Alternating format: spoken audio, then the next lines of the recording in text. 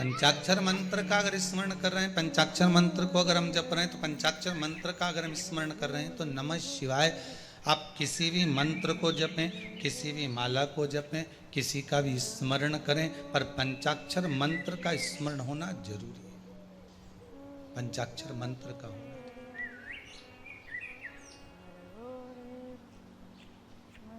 कारण क्या है?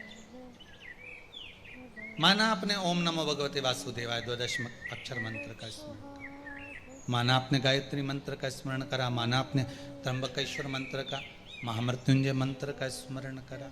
आप जिस भी मंत्र का स्मरण कर रहे हैं, चाहे देवी के मंत्र का स्मरण कर रहे हो, चाहे आप राम नाम कृष्ण नाम के मंत्र का स्मरण कर रहे हो, पर शिव महापुराण की कथा कहती है कि आप किसी भी मंत्र को जपें और किसी भी मंत्र का स्मरण करें, पर उस मंत्र में जपने से पहले, माला बजने से पहले पंचाक्षर मंत्र को अगर हम बोल लेते हैं, नमः शिवाय जप लेते हैं, अगर हमने पंचाक्षर मंत्र का स्मरण कर लिया, तो पूरी माला में अगर कहीं एक त्रुटि भी हो जाती है तो शंकर उसे संभाल लेते हैं, उसका फल हमको प्रदान कर देते हैं।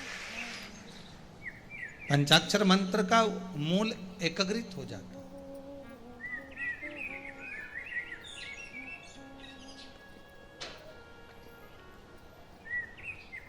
पंचाक्षर मंत्र की मूलता हमारे सारे दोषों को समाप्त कर देती।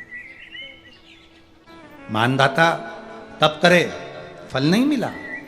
जब मानदाता को फल नहीं मिला तो मानदाता ने सोचा मैं तप करूं तो करूं क्या। देव ऋषि नारद का आगमन हुआ। देव ऋषि नारद ने कहा अगर तुम्हें तप करना और उसका फल चाहिए तो तुम काशी चले जाओ। मानधाता काशी गए, काशी में बैठकर तप करने लगे।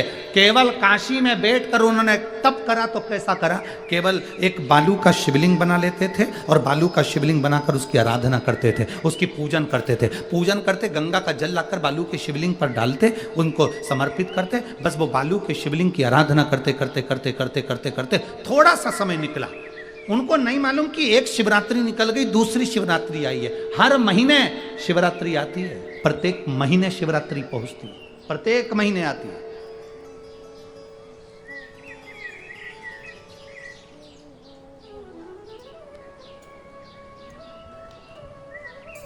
एक शिवरात्रि अपन पंजाब में थे, भटिंडा, तब पड़ी थी। जनवरी की पड़ी थी वो, जनवरी की। अब फरवरी की जो शिवरात्रि पड़ेगी वो अपन झारखंड में रहेंगे 5 तारीख से 9 तारीख के बीच में, तो बीच में शिवरात्रि पड़ेगी। इसलिए उस कथा का नाम पतालेश्वर शिव महापुराण की कथा रखी है। हड्डी उसमें मूल है आपका बुढ़ापा ना बिगड़े उसके लिए वो कथा है। 5 दिन की कथा है, 2 बजे से 5 बजे तक आएगी आस्था चैनल पर भी। और झारखंड के आसपास के जितने श्रोता हैं सब सुनो। जमशेदपुर में काजू बागान में वो कथा होगी, बड़े प्रेम से।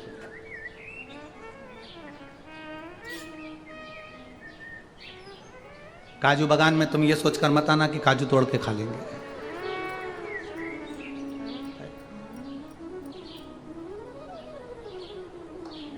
दिल से सुनो उसको।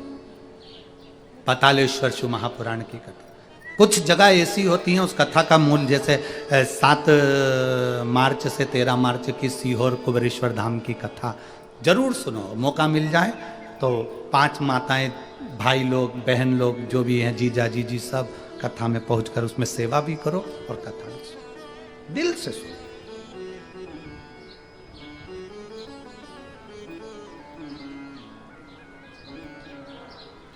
भगवान की भक्ति को धारण करिए।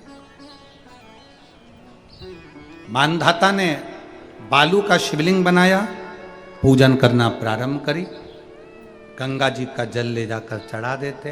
अब कोई तप नहीं, कोई साधना नहीं, कोई नेत्र बंद कर नहीं बैठे, कोई तप साधना में नहीं बैठे, कोई घोर तप करने के लिए नहीं बैठे, केवल शंकर का शिवलिंग बनाया, पूजन करी।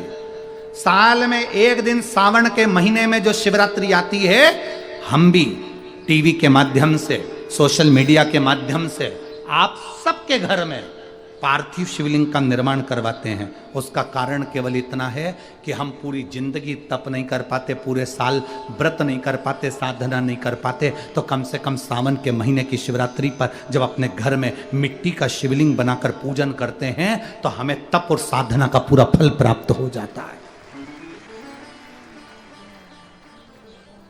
करने वाले, विरोध करने वाले करते रहते हैं, शाम को तो व्रत ये वाला उपवास करना ही नहीं था, पूजन कराना ही नहीं थी, इसमें ऐसी पूजन करा दी, उसमें वैसी पूजन करा दी, ये गलत बोल दिया, ये सही बोल दिया, ये ऐसा कर दिया, काली मिर्ची चढ़वा दी तो ये चढ़वा दी। बोलने वाले बोलते रहेंगे, तुम अपना काम करो, पार्थिव शिवलिंग का निर्माण करो, पूजन करो, आराधना करो, विसर्जन करो। आग लगे बस्ती में, जम के बोलो जरा अपन रहो, क्या किसको रोइए, चादर तान के सो, अपने को मतलब नहीं कुछ भी कि अपन को सोचो।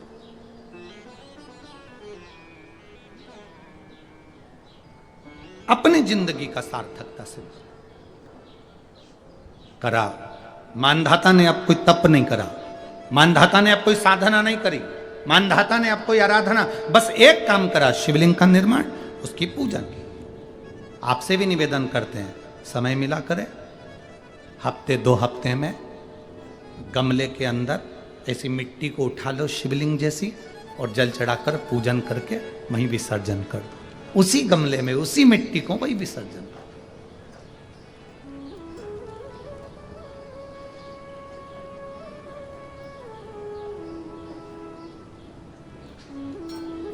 प्रयास करो, उसका फल मिलता है। शंकर भगवान प्रकट हो गए, कहा क्या चाहिए तुमको, मांगो। अब मानधाता ने मांगा कुछ नहीं,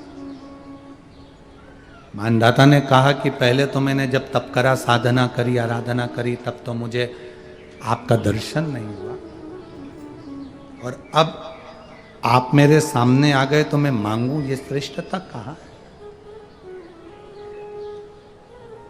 अब मैं मांगू, ये श्रेष्ठता कहाँ है? मुझे मांगना नहीं है, कुछ तो मांगो। नहीं, मानधाता ने कहा बस इतनी कृपा करना, प्राण छूटने का जब समय आए तो मेरा शिव सामने हो और मेरा ये आत्मा, मेरी जब मृत्यु हो तो ये आत्मा शिव में और कैलाश में विलीन हो जाए, बस ऐसी कृपा कर, और कुछ भी नहीं, और कुछ नहीं चाहिए, बस यही होना चाहिए। उसका जो फल है वो जीवन का एक आनंद सुख देने वाला हो। हमने कथा में कहा था शुरू में, माता क्या होती है? निर्माता। आप माता हो, आप निर्माता हो। अपने बच्चे के हाथ में 1 लोटा जल लेकर मंदिर भेजने की जवाबदारी तुम्हारी है। अपने बच्चों के मुख से श्री शिवाय नमस्तुभ्यम निकलवाने की जवाबदारी तुम्हारी है, कोई दूसरा नहीं निकल। धतूरे का बहुत अच्छा क्रम है महाराज, वो केवल शिवरात्रि के दिन करने का होता है। कहते हैं जिसका व्यापार ना चले, व्यवसाय ना चल रहा हो, बहुत ज्यादा कष्ट में जीवन निकल रहा हो और बहुत ही ज्यादा तकलीफ हो रही हो, तो धतूरे को हल्दी में डुबोकर शंकर भगवान को शिवरात्रि के दिन रात को 12 बजे समर्पित करें। उस धतूरे को वापस उठा लाएं 5-10 मिनट के बाद, श्री शिवाय नमस्तुभ्यम बोलकर लाल कपड़े में उसको बांधकर व्यापार वाली जगह में कहीं पर भी उसको बांध दिया जाए। व्यापार पीछे नहीं हटता, व्यापार अग्रण्य भाव में बढ़ता चले जाता है। महाराज उस धतूरे को केवल परंतु शिवरात्रि के दिन रात को 12 बजे ही किया जाए, हल्दी में डुबोना पड़ता है।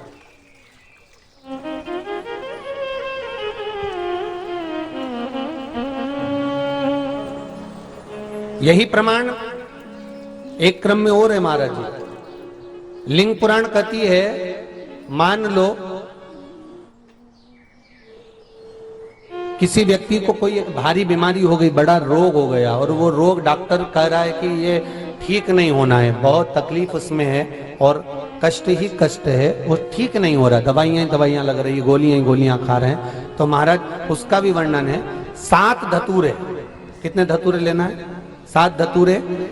कोई सी भी शिवरात्रि से मतलब महीने में एक बार शिवरात्रि आती है, प्रत्येक महीने आती है।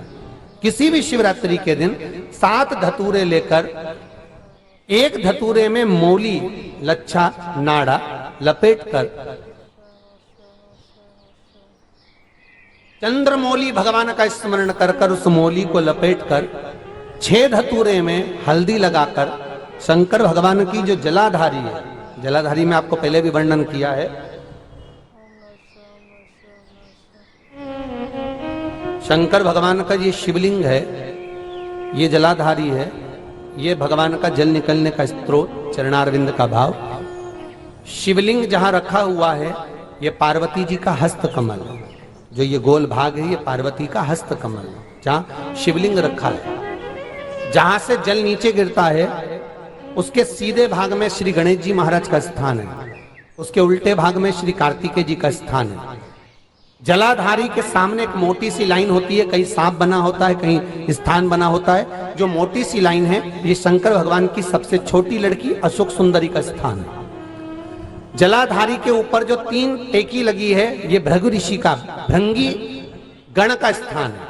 इसके ऊपर जो कलश है, कलश में जो पानी भरा जाता है वो पानी जो बूंद बूंद नीचे गिरता है ये शंकर भगवान की 5 लड़कियों का स्थान है। जया, विषहरा, सामरीबारी, धोतली और देव, ये 5 लड़कियों का स्थान है। शंकर भगवान का संपूर्ण परिवार शिवलिंग के सामने से, जहां से जल चालू होता है गिरने के लिए नीचे की ओर जब जल जाता है, उस स्थान पर भगवान शंकर के सारे गणों का स्थान है।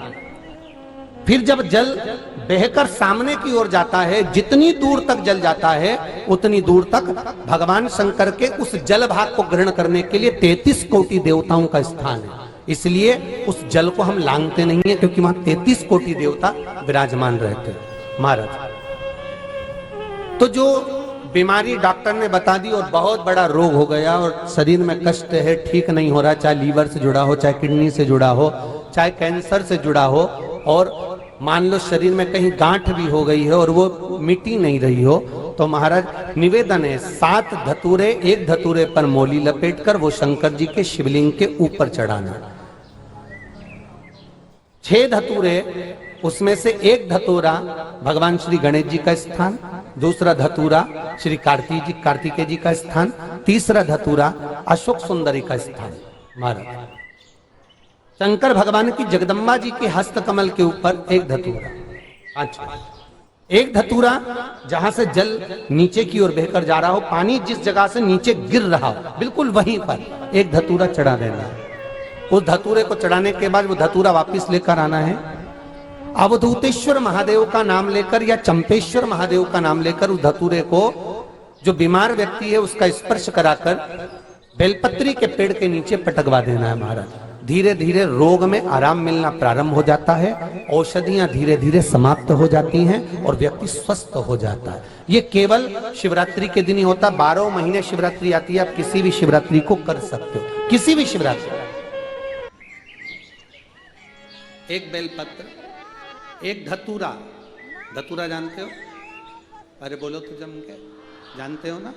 एक बेलपत्र, एक धतूरा, एक शमी पत्र। शमी पत्र कितना? एक बेलपत्र, एक धतूरा, एक शमी पत्र और एक सफेद पुष्प, केवल एक सफेद पुष्प। एक आखा चावल का दाना, आखा का मतलब जानते हो? मतलब पूरा सेगा चावल का दाना। एक चावल का दाना, एक सफेद पुष्प, एक धतूरा, एक बेलपत्र, ये सब हाथ में लेकर, अगर तुमको ऐसा लगता है कि आपको ऐसा महसूस होता है कि मेरी सारी राहें बंद पड़ी हुई है और मैं जिस काम में हाथ डालता हूँ वो काम आज होता ही नहीं, दिन लग जाते हैं। जब दुनिया के लोगों के पास में सुख आ जाता है तब भगवान मुझे सुख देता है, जब दुनिया का भला हो जाता है तब मेरा भला होता है। भगवान मेरी सुनता नहीं, सब राहें बंद हैं मेरी, कोई रास्ता सूझ ही नहीं रहा। अगर मैं फसल लेने की सोचता हूं तो फसल नहीं आती, काम करने की सोचता हूं तो काम नहीं होता, कुछ ना कुछ टेंशन मेरी जिंदगी में है। तो कभी मौका मिल जाए जिस दिन तुम्हारे हाथ में ये सभी चीजें हों, बेलपत्र, धतूरा, पुष्प, शमी पत्र, चावल का एक दाना, ये सब तुम्हारे हाथ में हो, और शिवरात्रि का दिन हो, 12 महीने कोई सी भी शिवरात्रि का दिन हो, उसी शिवरात्रि के दिन, जिस दिन आप दोपहर में मंदिर चले जाएं या शाम को जाएं या सुबह जाएं, कभी भी, पर शिवरात्रि के दिन अपने हृदय में ध्यान कर कर और त्रिपुरारी नाम का स्मरण कर कर, कौन सा नाम? त्रिपुरारी नाम का स्मरण कर कर भगवान शिव से अपने मन की बात कहकर, भोला सब दुख काटो, त्रिपुरारी नाम का स्मरण कर कर हाथ में लेकर भगवान शिव के शिवलिंग पर अगर हम समर्पित कर देते हैं तो ये निश्चितता है, राहें अपने आप खुलना प्रारंभ हो जाती है और कार्य में सफलता। त्रिपुरारी नाम सुख देने वाला। 3 पुरियों को भस्म करा। 3 पुरियों को भस्म करना मतलब हमारे सामने जो विघ्न आ रहा है, हमारे सामने जो कहीं ना कहीं तकलीफ आती है, उस विघ्न को समाप्त कर दे वो त्रिपुरारी।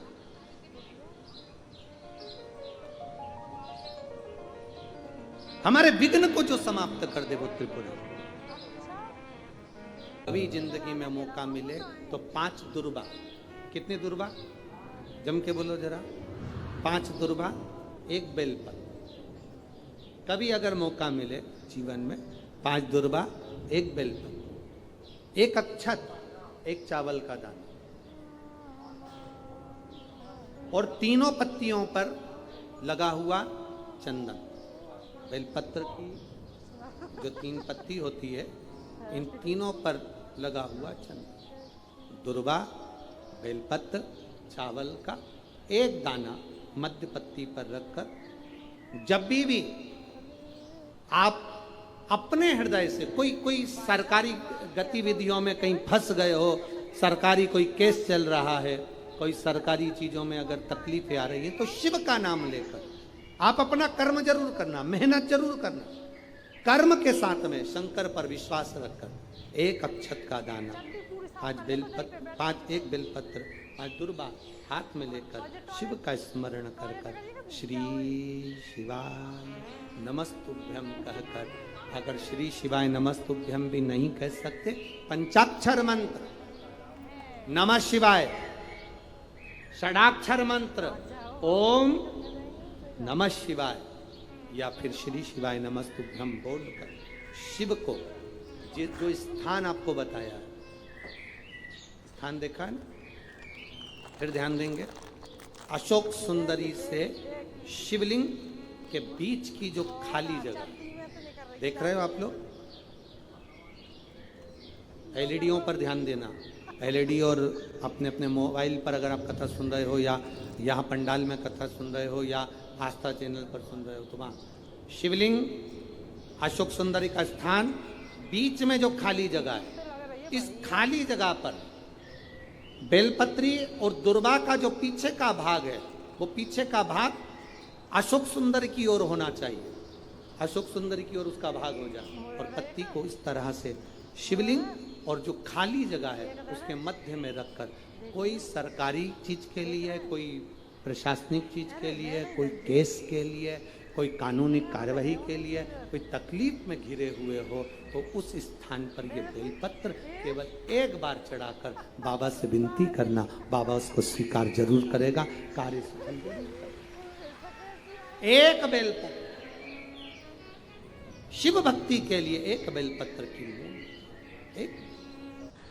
हर महीने की जो शिवरात्रि आती है, मासिक शिवरात्रि जो आती है, आप 12 महीने का नियम बनाओ कि मैं 12 महीने की शिवरात्रि का व्रत करूं ना करूं। मैं शंकर के मंदिर में 12 महीने जो शिवरात्रि आती है, उस शिवरात्रि का नियम लेती हूं कि शिवरात्रि के दिन मैं दिया लगाने 3 जगह पर जाऊंगी। पहला, बोलते जाओ जम के, बेलपत्री के नीचे, दूसरा शंकर भगवान के मंदिर में या शिव मंदिर की चौखट पर, तीसरा आंवले के वृक्ष के नीचे। ये 3 जगह पर आप प्रणाम कर कर, झोली पसार कर बाबा देवाधिदेव महादेव, माता लक्ष्मी और पार्वती के नाम से दिया लगाना प्रारंभ कर दीजिए। 3 महीने की शिवरात्रि पूरी हो, ये निश्चित है अगला पत्र आपका इस जगह पर मिलेगा कि बाबा ने मेरा ये कार्य किया। आप में से कितने लोग हैं जो महीने में, 2 महीने में, 6 महीने में एक बार पार्थिव बनाते हैं? उठाओ जरा हाथ। एक आध बार पार्थिव बनाते हो? रखो। कुछ मत करो। आज अमरावती की इस पवित्र धारा से एक संकल्प ले लो कि महीने में जो हर महीने शिवरात्रि आती है, मैं महीने की हर महीने जो शिवरात्रि आती है उस शिवरात्रि पर अपने गमले में, घर में जो मिट्टी हो, गमले में मिट्टी हो, पेड़ पौधे की जो मिट्टी हो, अपने गमले की ही मिट्टी को वहीं पर ऊपर उठाकर उसी गमले के अंदर शिवलिंग बनाकर वहीं पर पूजन कर कर वहीं पर उसका विसर्जन कर दूंगी। उसका भी जो पुण्य है उतना ही मिलेगा जितना पार्थिव शिवलिंग के पूजन का। कोई नियम बना लो कि 1 महीने में एक बार मुझे पार्थिव बनाना। कोई नियम बना लो मैं 3 महीने में एक बार पार्थिव बनाऊंगा। कोई नियम बनाओ कि मैं 6 महीने में एक बार पार्थिव बनाऊंगा। कोई नियम बना लो कि मैं साल भर में एक बार, जो सावन के महीने में शिवरात्रि आती है, जैसा आप लोग सब ऑनलाइन बनाते ही हो, पार्थिव का निर्माण करो। एक संकल्प अपने भीतर।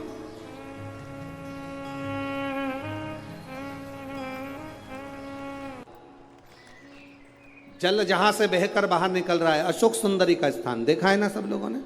बस उसी स्थान पर पहली बेलपत्र, दूसरी बेलपत्र पार्वती जी के स्थान पर अर्थात जो जलाधारी है वहां पर, तीसरी बेलपत्र शंकर भगवान के शिवलिंग के सम्मुख में जहां आप बैठे हो वहां बैठकर डंडी का भाग विपरीत दिशा में रखकर तीसरा बेलपत्र, चौथा बेलपत्र भगवान शंकर का जल जहां से नीचे गिर रहा है उस ओर सीधी बेलपत्र नीचे की ओर, और 5वीं बेलपत्र शंकर भगवान के अशोक सुंदरी के स्थान को छुआकर नंदी के पास रखकर, जो घड़े में जल है अर्थात मट्टी के पात्र में जो तुम जल लेकर गई हो उस पात्र के जल से